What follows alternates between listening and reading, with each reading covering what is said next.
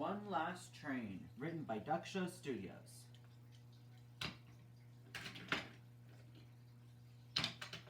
Stepney was at the Steamworks. "You're almost all repaired, Stepney," said Kevin. "Victor's bringing the last parts."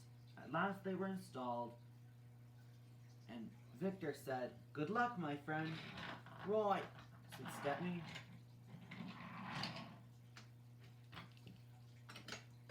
Thomas was at a station. "Why am I waiting? Stepney was supposed to be here. He was supposed to be here with Annie and Clarabelle. He's late."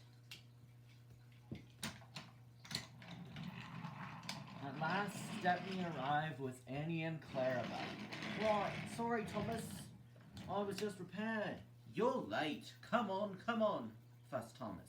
No hurry," said Stepney.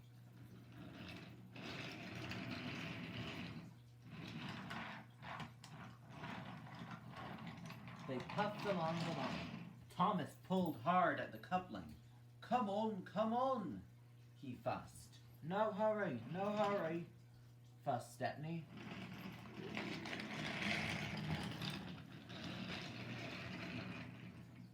Then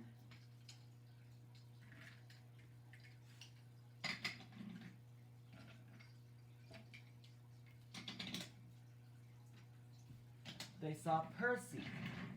"Thomas, the bend near the last station is frozen." "Rubbish," said Thomas. "That bend's sanded. They've probably sanded it all down." "Thomas is right, Stepney and Percy," said Annie. Thomas pulled hard. Come on.